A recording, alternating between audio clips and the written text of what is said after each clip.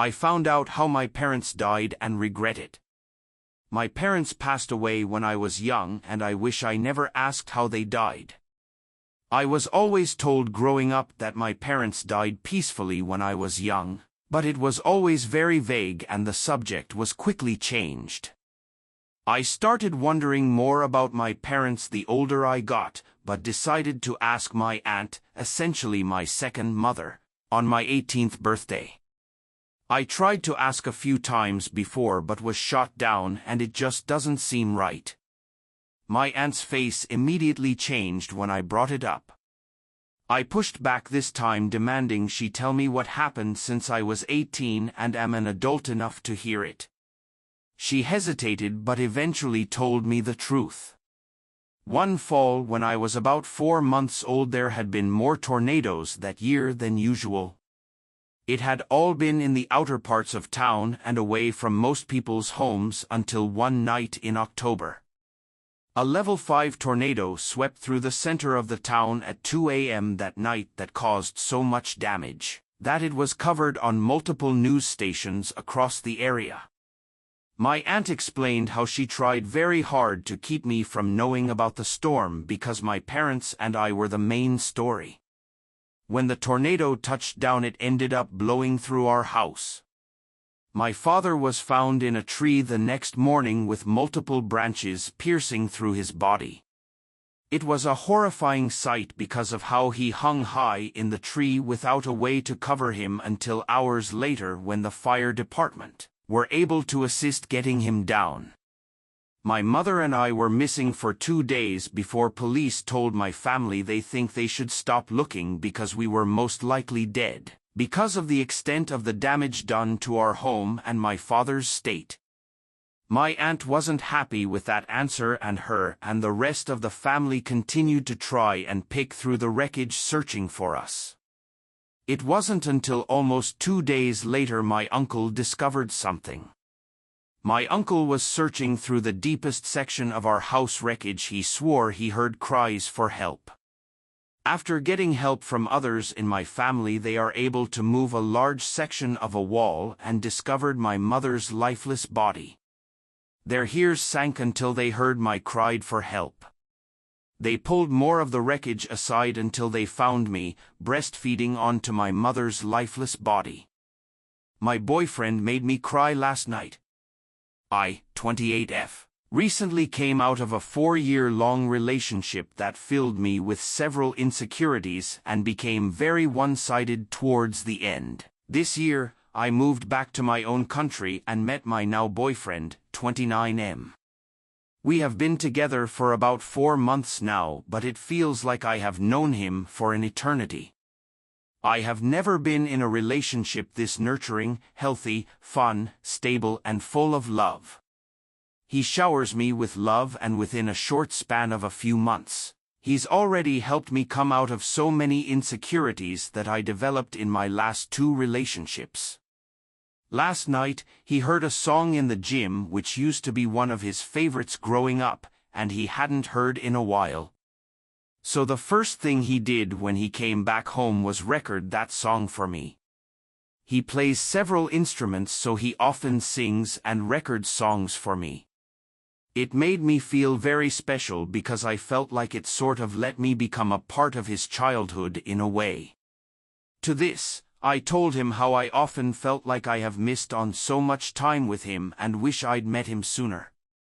He said that he felt the same way about me, and that he wishes he could relive my childhood with me and look back in time and see me as a cute little kid, followed by this sentence, "Maybe when we'll have our own, I'll be able to see your childhood through her." This sentence made me tear up. I've never had anyone talk to me about a future with me, leave alone a family. So to hear this from him just left me speechless and brought me overwhelming joy. Dating is still considered very hush-hush where I live, so I can't share this feeling with my family, but I thank my stars every day for having met him. He's truly the most magnificent man I've ever met, and I am grateful for his love. If and when we have kids, I hope they grow up to be every bit like him. I don't know what happened. I am 23, had been dating who I thought was the love of my life for 5 years. 24. We had a very strong relationship and never had a single issue when it came to infidelity.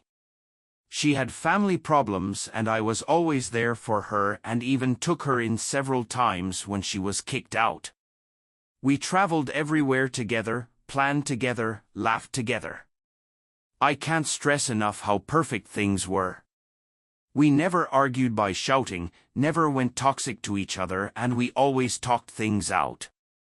Most arguments were about the future and the different plans we had. Earlier this year in April, my grandmother passed away, whom I was very close to. My father could not go to her funeral due to it being out of the country in Mexico, so I took it upon myself to go and represent him at her funeral. Before I left, I went over to her house early in the morning and talked to her.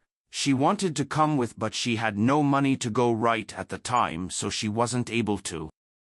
Before I got in the car, I kissed her goodbye and she wished me the best, telling me to be safe and keep her updated. I landed in Mexico and soon got to my grandma's house where they were holding a rosary. I spent time talking to my family there, and throughout this I kept her updated but noticed she was a little strange. We argued a little about it since I could tell she was not okay. I got nothing and we ended up saying goodnight to each other. The next morning I woke up and ran errands with my family, setting everything up for the funeral. Throughout the day she took long to respond and would get easily irritated, so I tried to reassure her and try to understand what's going on. Out of nowhere she stopped answering, and I thought it was because I didn't have good reception in certain places around town. The next morning was my grandmother's funeral, which I had already talked to her about. I was going through it about my grandmother's death all morning and was one of the pallbearers for her. I sent a good morning text to my girlfriend and let her know that I wasn't going to have reception at the cemetery. Side note, the family side that is related to my grandma hates me, so I had nobody there. My grandmother was buried and I was in an intense pain, bawling my eyes out all the way back to my grandma's house. It's a small town. Pallbearers carry the casket from the house to the cemetery. I got to my grandma's house, and when I looked at my phone I was relieved to see a message from my girlfriend. When I opened it I couldn't believe what I was reading. She broke up with me with no apology and no explanation. I panicked and felt like I was dying. My world was crumbling with a big pain in my chest I felt for the loss of my grandma and the situation. I called right then and she answered. All she said was, "Don't do this." She hung up, and next thing I know I am blocked on absolutely everything. I was initially going to spend a week and a half in Mexico. With everything going on I used up all of the money. I had to get a ticket home the earliest I could. The earliest I could fly home was in 2 days, and I had no contact with her at all. My sister was her boss, so I called her and asked if she knew anything, and she said that she didn't, but my girlfriend would be working later, and she would see what she could find out. I went out with some cousins for the day, and as I was eating dinner with them my sister called me. She told me that she didn't get to talk to her, but she saw her acting friendly with a guy at work. I knew the guy from high school and I knew he wasn't exactly a great person, so I feel like in that moment I knew the truth, without needing any more information. I broke down and went to a park to sit alone. The next morning I get a call from my sister. She broke the news to me. A guy coworker of hers is friends with the first guy I mentioned. It turns out they slept together and the guy was sending pictures to a group chat where he was bragging. To make things worse, the guy is an absolute bum. He does hard drugs and had just lost his job at McDonald's for showing up high. I am a full-time college student who works at an elementary school. I was so broken and alone in Mexico. My flights were cancelled and I couldn't get my money back, so I maxed my credit cards to make it home. Once home, the only method I was able to reach her is by texting her on TikTok, where she told me she had nothing to say and that she wanted to meet in person to end it. I met her in person to try and understand, but I got nothing. I left and continued to grieve both my losses. I haven't been able to cry and I don't know anything anymore. It's been months. I had kept her on social media, but she had been posting petty things like captions saying, "And suddenly I was free." It haunts me considering I had given her my absolute everything. We were best friends. We carried each other's phones. Went on romantic trips. We're planning on moving in together. Talked about our future careers. I don't even know where to begin again. The guy she cheated on me with left her for another girl a week after she cheated on me with. I found out she was with him for 3 nights while I was in Mexico trying to get home. He is currently homeless in Reno, and from what I've heard she's with another guy already.